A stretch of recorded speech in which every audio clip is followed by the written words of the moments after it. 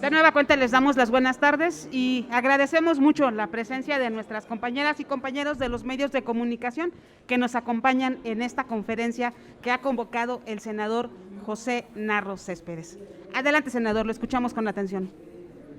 Pues queremos agradecerle a los medios de comunicación su presencia hoy en esta conferencia de prensa. Comentarles que está con nosotros el compañero Juan Carlos Dávila Arteaga, que es el presidente de la Gran Alianza de la Industria de la Masa y Tortilla de México, que tienen presencia en 28 estados del país. Y que bueno, uno de los temas que vamos a abordar es el tema de la inflación y de la situación económica de México. Queremos decirles que hoy se hicieron varios planteamientos importantes por parte del presidente de la República, que tenemos que decir y se tiene que reconocer que gracias a un buen manejo de las políticas macroeconómicas, de los lineamientos generales de la Presidencia de la República y de la disciplina fiscal que se ha mantenido, hoy tenemos que México, dentro de los países en el mundo, es de las economías más importantes y que más están creciendo, que mayor crecimiento económico tienen. Hoy se anunció por el Fondo Monetario Internacional que las expectativas de crecimiento en México subían del 2% al 2.4% de crecimiento, pero recortó las posibilidades aparentemente para el próximo año. Queremos comentarles también que a pesar de que se ve en el mundo un proceso de recesión económica, de parálisis económica, sobre todo por la guerra entre Ucrania y Rusia, en la cual está metida en esa guerra Europa y Estados Unidos, y que en ese sentido esperan los norteamericanos que México los acompañe en esa guerra, que no nada más la tienen con Ucrania, con Rusia, sino que también hay una guerra prácticamente declarada hacia China, en el tema fundamentalmente comercial, y que parte de lo que se refleja o de lo que se plantea del TEMEC, que prácticamente tendría que ver con una economía de guerra, estas contradicciones sobre estas controversias sobre el tema de la energía eléctrica, tiene que ver con esta situación que está imperando en la economía norteamericana, que por entrar a una estrategia de guerra, hoy vemos que Estados Unidos empieza a vivir un proceso de desaceleración y de recesión económica, mientras que México empieza a crecer a partir de hacer una defensa real a su soberanía energética, pero también a su soberanía de hidrocarburos, como hoy lo planteó nuestro presidente con las reservas de Zama en el Golfo de México, reservas muy abundantes de recursos de hidrocarburos y de gas en el Golfo de México, propiedad de la nación mexicana y de la cual Pemex se mantiene como el socio principal con el 51% de los activos de ese proyecto, en el Golfo de México. Entonces decirles que para nosotros es alentador señalar que México, a pesar de la recesión, a pesar del incremento de la inflación, a pesar de los avatares económicos, ya que el COVID bajo sus diferentes modalidades no ha abandonado al país, no hemos podido terminar de resolver esta crisis sanitaria.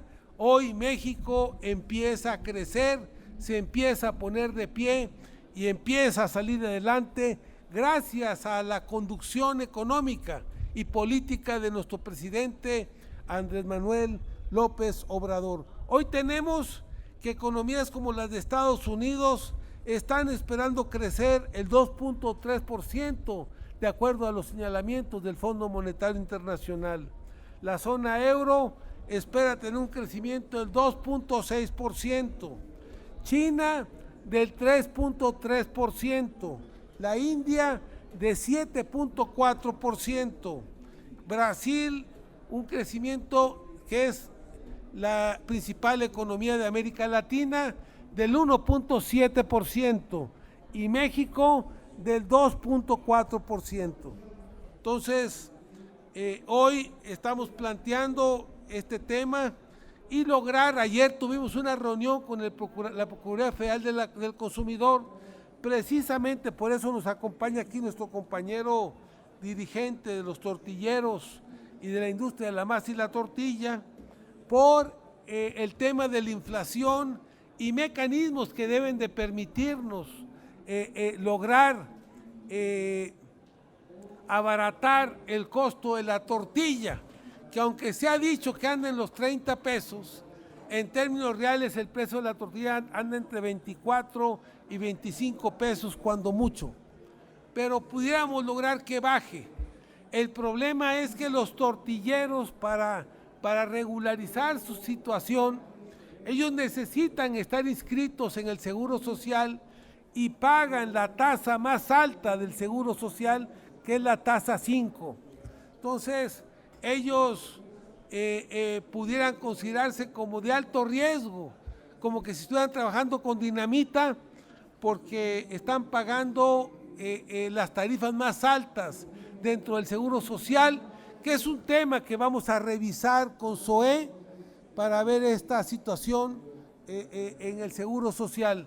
Pero también es de las microempresas más pequeñas que generan más empleo, pero que también son más gravadas por el SAT, que también en el SAT son las que pagan mayores impuestos, porque ellos compran productos a tasa cero, pero en lo que venden tienen que reportar el IVA y el ICR. Entonces, al final, ellos terminan pagando, porque supuestamente ya es un producto industrializado, ellos terminan pagando el IVA y el ICR que no se paga en otras partes de la cadena productiva del maíz.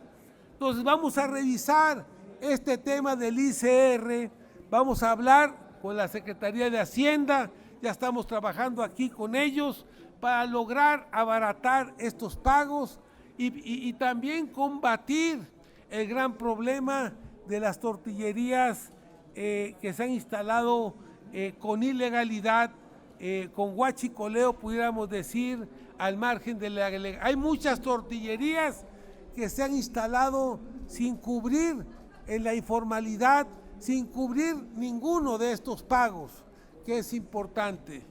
Y entonces son tortillerías que les compiten deslealmente a los verdaderos tortilleros, y por eso una parte importante de ellos hoy se encuentra en quiebra y en bancarrota. Ya logramos que Segalmex aporte 200,000 toneladas para la industria de la masa y la tortilla, con el maíz que acopia Segalmex en nuestro país. 200,000 toneladas son insuficientes, apenas se logrará cubrir hasta el mes de noviembre de este año, o sea, lo que es agosto, septiembre, octubre y probablemente a inicios de noviembre.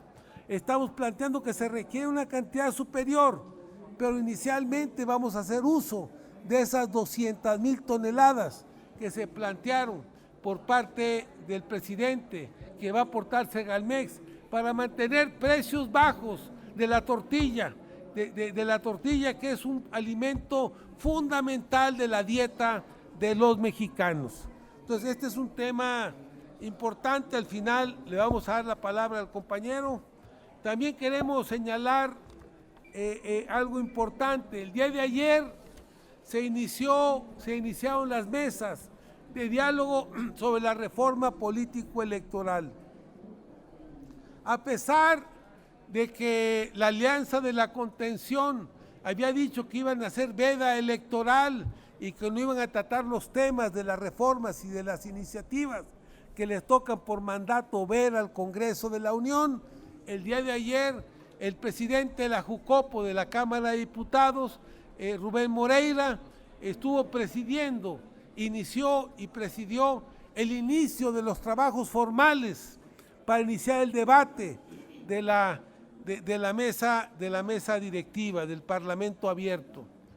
Bueno, por último, en el tema económico que veníamos tratando, queremos decirles que hoy el presidente anunció que ya vamos a salir de la política de austeridad.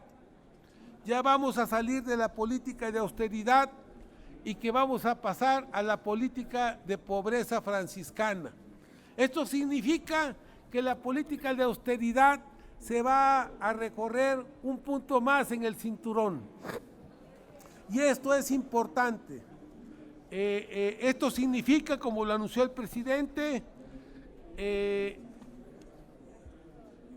que vamos a fortalecer la política de austeridad y el combate al dispendio, a los abusos que hay en el tema del presupuesto, para poder frenar precisamente este tema inflacionario y este tema económico del país y sacar adelante las grandes obras que están proyectadas.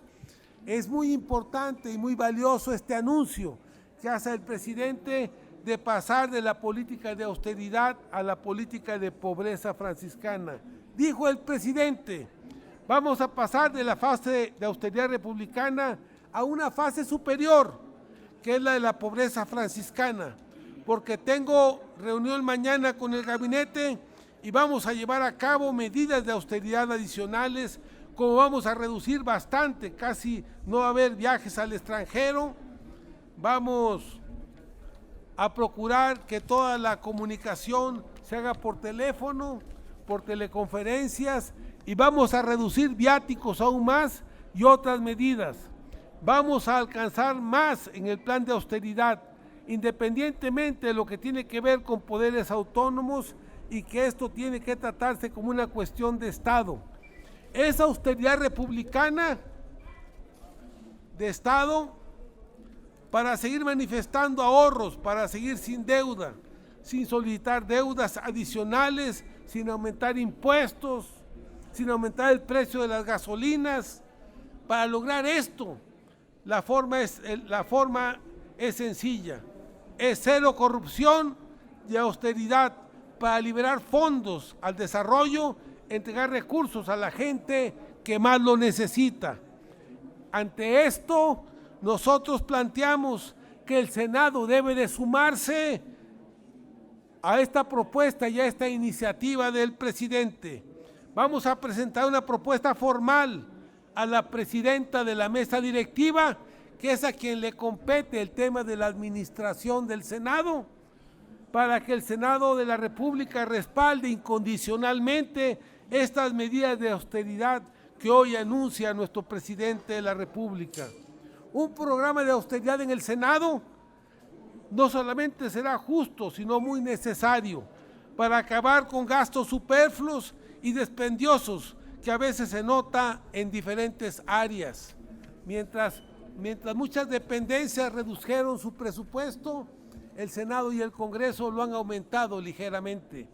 Por eso creemos que es muy importante que el Senado, aunque se planteó la política de austeridad desde que iniciamos en aquel mes de septiembre del 2018, realmente hay áreas donde no se ve que haya una verdadera austeridad. Siguen los viajes, siguen algunos dispendios innecesarios, hay veces que necesitamos valorarlos para mantener precisamente la disciplina financiera, también por parte del propio Senado de la República.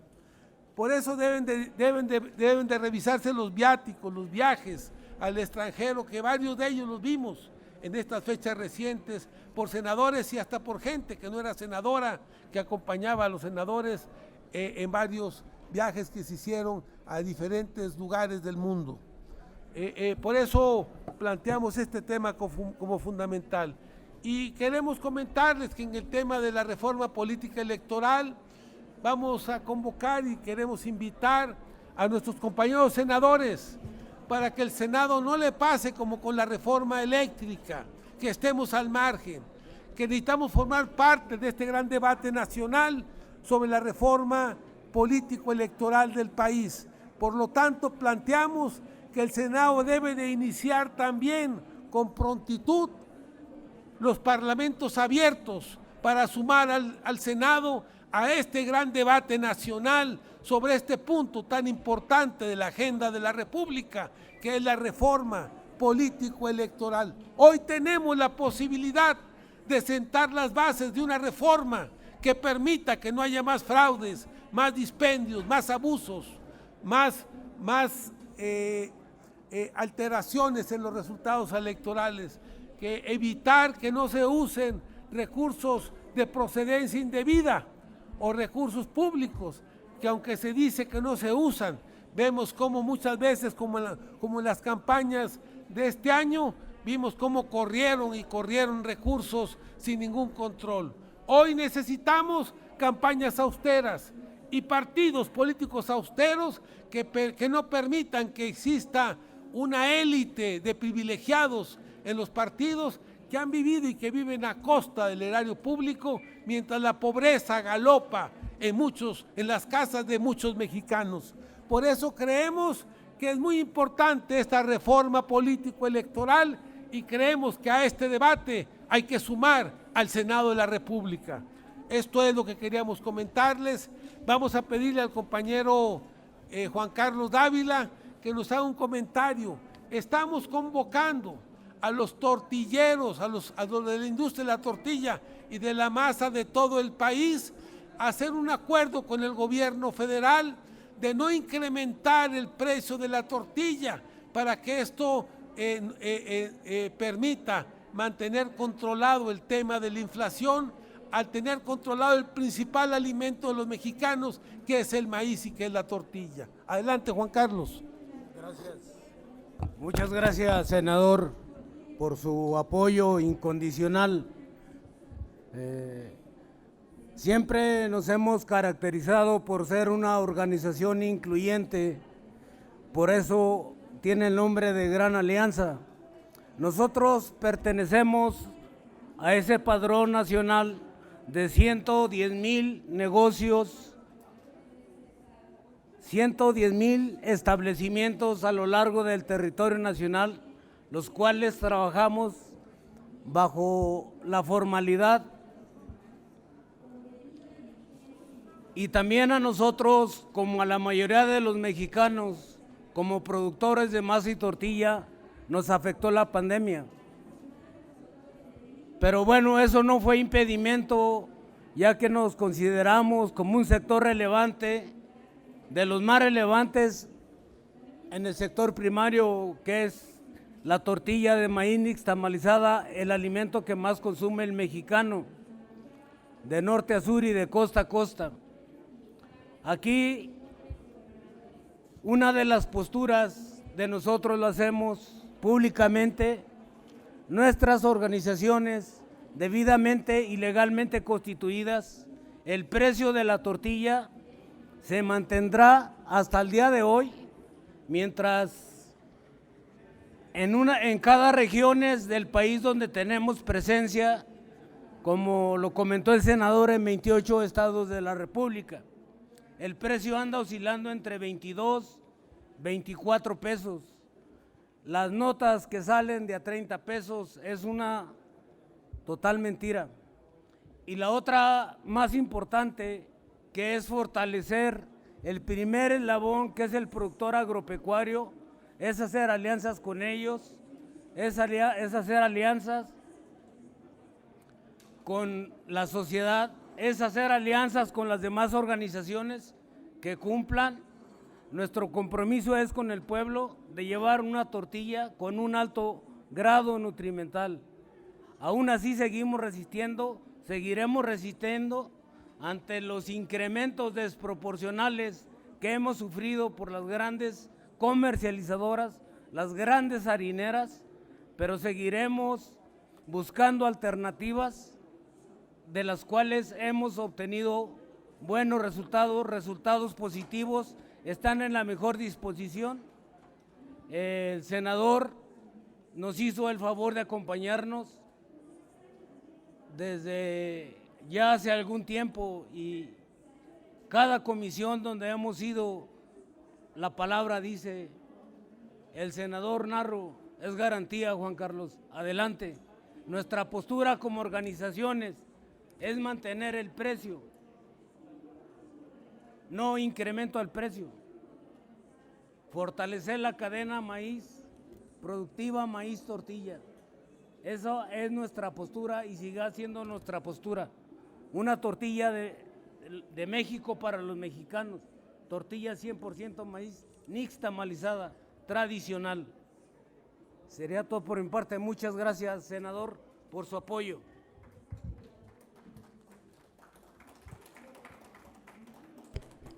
Si nos permite, senador, tenemos algunas preguntas registradas de los medios de comunicación. La primera pregunta es de Mayolo López, de Grupo Reforma. Gracias, senador. ¿Usted nos puede decir si, como se ha señalado, como ha circulado recientemente, usted encargó a la alcaldesa de Acapulco 2 guardias, 2 elementos para su seguridad, que hasta el momento están desaparecidos? ¿Nos puede confirmar esta versión? Gracias, Mayolo.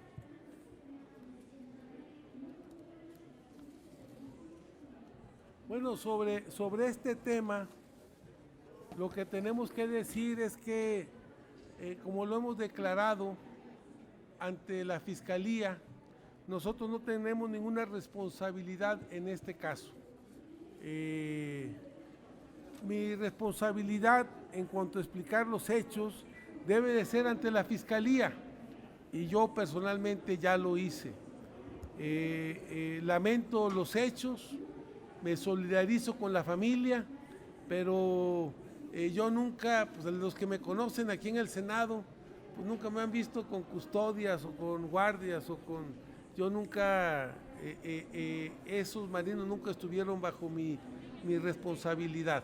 Entonces, creo que ante esto, la Fiscalía, la propia Marina están llevando la investigación correspondiente. Nosotros queremos ser respetuosos del proceso, del debido proceso, y por eso no hemos hecho ningún señalamiento, ningún comentario. Pero también creemos que siempre que vienen los procesos electorales o la posibilidad de relevos en cargos en el gobierno o en los espacios públicos, siempre aparecen las guerras sucias por aquellos que se pudieran sentir afectados por aquel que aspira a tomar un cargo. Yo esto lo ubico más como parte de una guerra sucia, para tratar de evitar que nosotros lleguemos a la mesa directiva, que esto es lo más obvio. Nosotros no tenemos nada que aclarar porque no estamos involucrados en esos hechos, pero sí hemos visto los bots, hemos visto las campañas, hemos visto los artículos, fundamentalmente para tratarnos de implicar en hechos donde no tenemos nada que ver nosotros. Y esto, pues como lo ha dicho nuestro presidente, es natural, siempre que presentan las campañas, siempre que se ponen en juego algunos espacios públicos, siempre aparecen las descalificaciones, los ataques. Y bueno, así lo sentimos nosotros, que es parte de una guerra sucia contra nosotros. Es lamentable que todavía se utilicen ese tipo de procedimientos y creo que eso no ayuda al tema de un debate de altura, de una discusión a nivel y de buscar realmente que los mejores cargos los ocupe la gente que ha jugado o se ha desempeñado con más probidad, con más lealtad, como decimos nosotros los de Morena, que han cumplido con la norma y con los principios del proyecto, que es no robar, no traicionar y no mentir. No podemos ocultar que vamos bien, que nuestra trayectoria a ese objetivo avanza de forma pura, con el convencimiento, sin agenda oculta ni acuerdos oscuros. Eso es lo que les molesta. que no buscamos acuerdos para solapar. Por eso el tema de la austeridad, cuando nosotros decimos el Senado entró en austeridad, pues el Senado tiene el mismo presupuesto. ¿Dónde está la austeridad? No sé si me explico. Al contrario, el presupuesto ha aumentado en el Senado y hemos visto cómo se han recortado recursos para atender a los medios de comunicación, no hay una sala de prensa adecuada, cómo se han recortado los recursos para los senadores, sus prerrogativas o sus salarios que teníamos, los choferes, los vehículos, los restaurantes, las edecanes, los bonos, los teléfonos, todo el seguro médico se nos quitó y decimos, pero seguimos teniendo el mismo presupuesto. ¿Dónde está el presupuesto entonces? Y no se devuelve el presupuesto a la Tesorería de la Federación. Por eso hacemos un llamado a la mesa directiva del Senado, que es la responsable de la administración de los recursos del Senado, para que realmente abordemos políticas de austeridad en el Senado de la República y seamos consecuentes con esta política que ha planteado nuestro presidente. Una última cuestión. ¿Solicitó o no a la alcaldesa 2 elementos de custodia para su seguridad? No, no lo solicitó. No lo solicitó. Gracias. Le pregunta ahora Alfredo Flores de News México. Buenas tardes, senador. 2 preguntas. Hablan de la austeridad republicana y todo eso. Sin embargo, pues ha habido muy buenos presupuestos en los últimos años desde este gobierno y cada rato se oye de que están a sobrecostos todas las obras de este gobierno. ¿Dónde está todo ese dinero? Si todo está a sobrecostos, eso se habla mucho de corrupción, se ha documentado la corrupción en la 4T. Entonces dicen no mentir, no, todas esas cosas, todas esas frases que dicen, pero la gente lo está viendo que no se ve ninguna austeridad y sobre todo en muchos funcionarios. Sobre todo, a ver, ¿qué van a hacer, por ejemplo, con las, entre comillas, corcholatas o ¿Con las qué? corcholatas? Están yendo por todo el país promocionándose con recursos públicos, aunque digan que no, los gobiernos estatales lo reciben y ellos les pagan y eso es de los impuestos. Ahí, ¿por qué no hay esos recortes? Los hijos de Obrador los vemos que se dan la gran vida, ¿por qué ahí no se hacen recortes también? ¿De dónde sacan tanto recurso? Sobre el precio de la tortilla, dicen que no va a subir, pero en ese gobierno ha subido casi un 40% el precio de la tortilla. Entonces no digan que no ha habido aumentos, sí ha habido aumentos en esos precios. Y ya por último, la segunda pregunta es, están siempre diciendo que el INE hace trampas y en el INE. ¿Quiere decir que Andrés Manuel López Obrador y ustedes como senadores llegaron por acuerdos y no por democracia? Los gobernadores de Morena que ganaron en las elecciones pasadas llegaron por acuerdos y no por democracia. Entonces, ¿dónde está la trampa y dónde está la verdad? ¿No con quién? Que aumentó un 40% es mentira. Yo le puedo contestar. Bueno, el combate a la corrupción no se ha terminado, pero creo que todos hemos observado y debemos de reconocer la política de austeridad franciscana que lleva nuestro presidente de la República. El hecho del avión, los grandes privilegios que tenían los presidentes, la flotilla de vehículos que tenían a su disposición, todo eso se ha acabado. Tenemos que reconocer que el presidente vive una situación de austeridad no republicana, sino franciscana. Creemos que ese mensaje que da nuestro presidente con su testimonio de vida no lo hemos retomado muchos funcionarios públicos, que lo decimos de palabra pero que no lo hacemos en los hechos. Y que por eso planteamos aquí que nosotros de entrada planteamos que el Senado debe de sumarse a este llamado que hace el presidente de la República y implementar políticas reales de austeridad republicana y poder pasar a un nuevo apretón del cinturón para lograr seguir avanzando en el crecimiento económico del país sin endeudarnos, sin que recurramos a recursos fáciles para tratar de salir del atolladero, como lo están haciendo muchos otros países. Y el combate a la corrupción, entendemos que has hecho un gran esfuerzo por el presidente. Una de las entidades de mayor confianza de los mexicanos es el Ejército. Y al Ejército se le han dado gran parte de las obras para que las haga el propio Ejército. O sea, casi todas las obras se han hecho por autoconstrucción, las principales.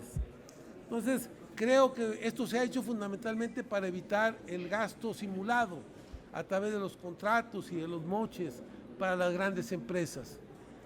No queremos decir que no haya corrupción, no hemos podido, no es algo que se acaba por la varita mágica, pero estamos en esta lucha que es permanente, continua, y que hoy a lo que llama el presidente es un nuevo apretón de cinturón, no nada más con la política de austeridad, sino también para el combate a la corrupción. Creo que necesitamos seguir fortaleciendo este tema. Hay cosas que se han salido de la mano, como es el caso de los precios de las grandes obras que se plantearon inicialmente. Con el caso de Dos Bocas se ha hablado de un presupuesto de 9,000 millones de dólares y hoy estamos hablando de más de 16,000, 17,000 millones de dólares. Es claro que eso está afectando también el recurso y el presupuesto federal. Pasa algo similar con el caso del Tren Maya.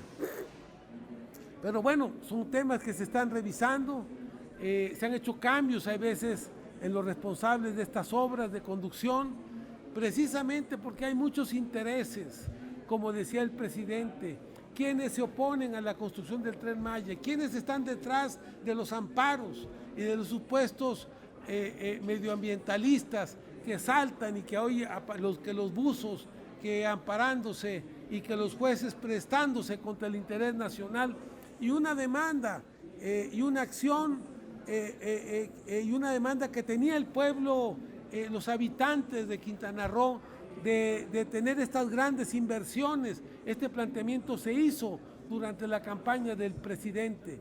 Y hoy que se están haciendo las obras, aparecen las resistencias que buscan chantajear con estas obras y doblar a nuestro presidente y doblar al Estado mexicano a sus intereses. Eso es lo que no vamos a permitir. Vamos a dar la lucha para combatir la corrupción. No, la corrupción no tiene pretexto, no tiene justificación posible. Vamos a combatirla en todos los rincones que se den.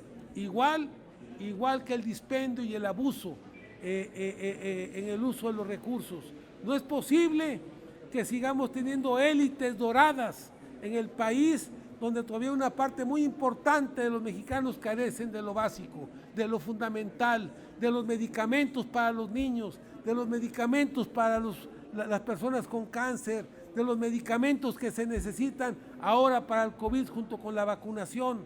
No es posible que no tengamos la posibilidad de comprar esos equipos y esos medicamentos mientras el dinero se está tirando por otro lado. Pero a ver, no me ha contestado los hijos de Obrador, ¿qué va a pasar con ellos que tienen mucho dinero y hacen mucho dispendio? Por ejemplo, no viven en austeridad franciscana. Y si llegaron ustedes por negociaciones políticas, ya que hablan tanto de que el INE es corrupto, entonces, ¿cómo llegaron todos ustedes? Porque entonces dice que no se ganan las votaciones por el pueblo, sino por corrupción. ¿Llegaron todos ustedes así por corrupción? Nosotros llegamos al pueblo por el voto de la gente. Yo hice una campaña austera, recorrí 3 veces el estado de Zacatecas. Fui de los candidatos que han logrado una votación histórica en el estado de Zacatecas. Y ahí están los gastos que hice en campaña, con mi propio vehículo, con mi propio pecunio, con mis propios recursos. No creo que me dieron 20,000 o 30,000 pesos para mi campaña de senador. Entonces, estamos decididos a dar la batalla al lado de nuestro presidente, dando esta lucha. Yo no tengo elementos contra los hijos de Andrés Manuel López Obrador. Quien los tenga, pues que lo demande.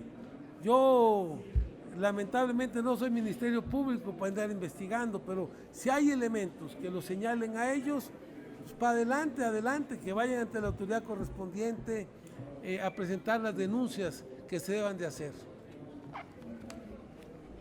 Muchas gracias. A usted, senador, gracias y buenas tardes.